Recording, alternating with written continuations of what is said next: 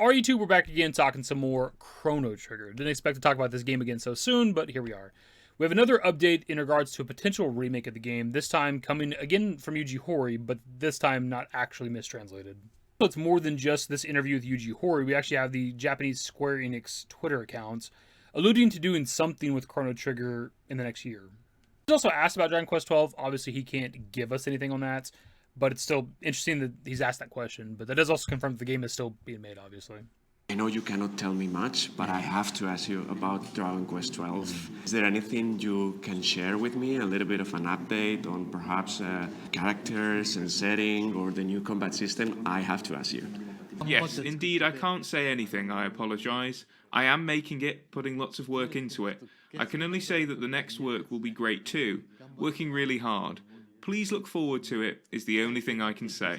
So it's something for Dragon Quest XII, nothing major obviously, but they're still making it, of course. I'm not super into the Dragon Quest series. I've only played a handful of games, Dragon Quest 8, 9, and 11, of course.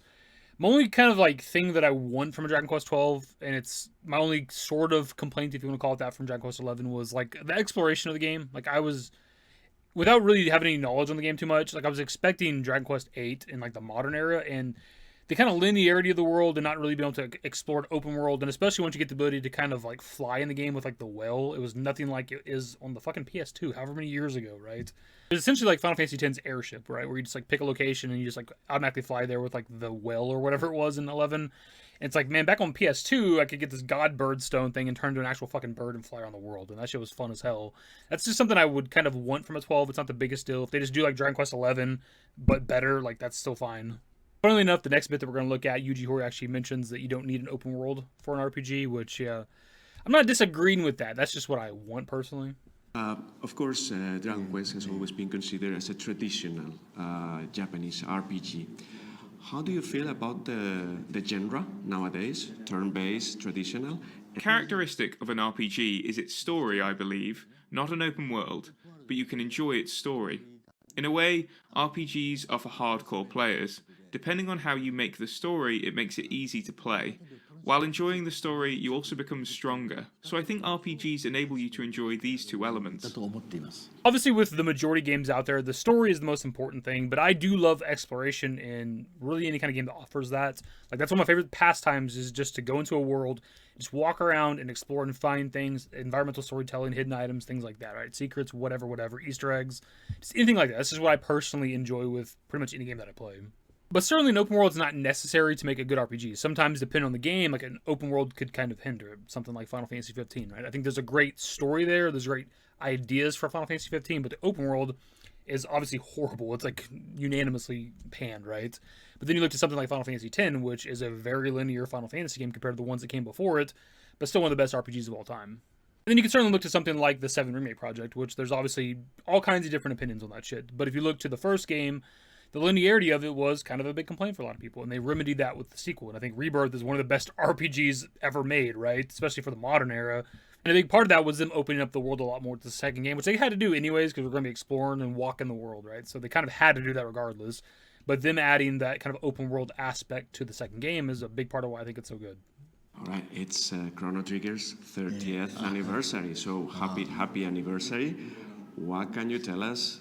I know you couldn't tell us much about the Dragon Quest XII. What can you tell us about the celebrations that you are readying for Chrono Trigger's 30th anniversary? Yes, it is. It has been a long time.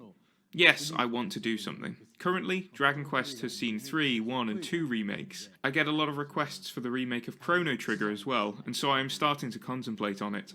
Yeah, this time we have it coming from Yuji Horii himself, not mistranslated, that he is considering doing a Chrono Trigger remake because of the fan demand for it. He gets asked that a lot. Plus, they've already gone through and done Dragon Quest 1, 2, and 3 HD 2D remakes, right? So why would you not do it for Chrono Trigger as well?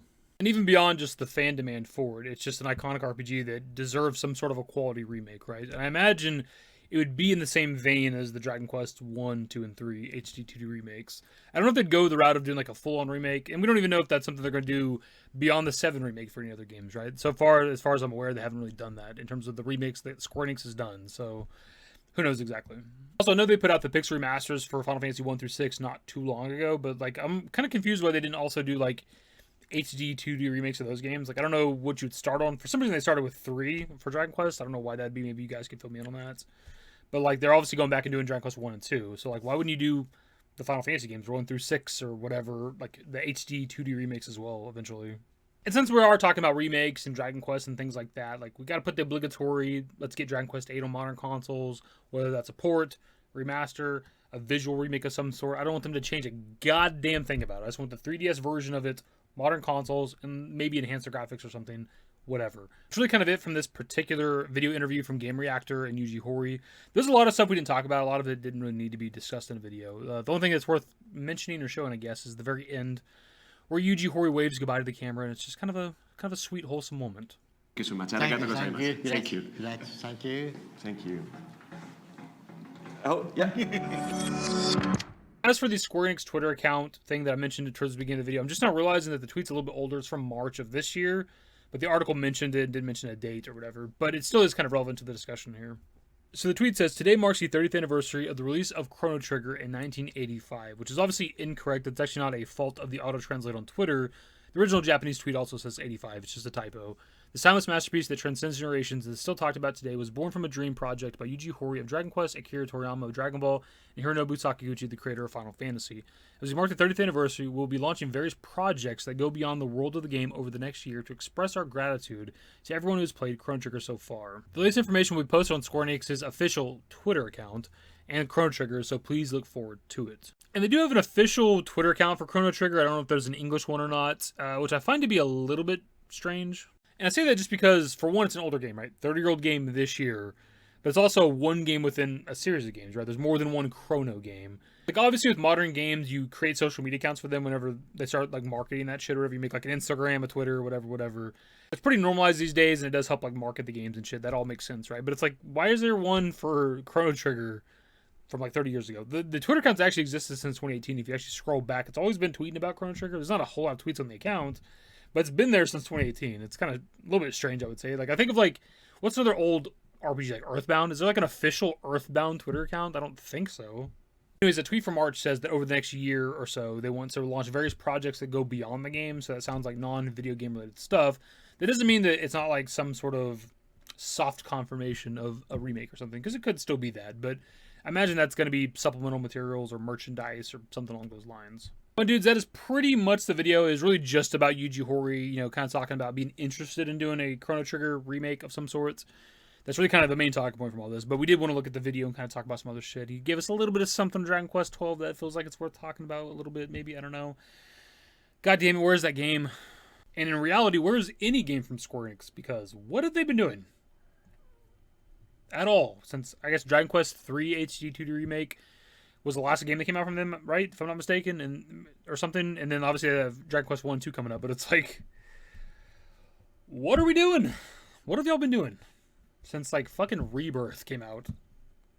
What is going on? But of course, pass off to you guys with your thoughts on the Chrono Trigger remake. What do you want from that? Do you want it to be like the Dragon Quest HD 2D remakes that we've been seeing? Or do you want them to do some sort of, like, kind of full-on remake? Like a visual remake, of course. Some, maybe like 3D or some shit, however you want to do that stuff. Obviously, not the 7 remake stuff, not changing anything about the story or whatever. Just a visual, kind of modern version of Chrono Trigger. What do you want? Anyways, though, that is the video. Subscribe to if you guys are new, so somewhere in the description below. Follow me on Twitter, @StableYT. That's it.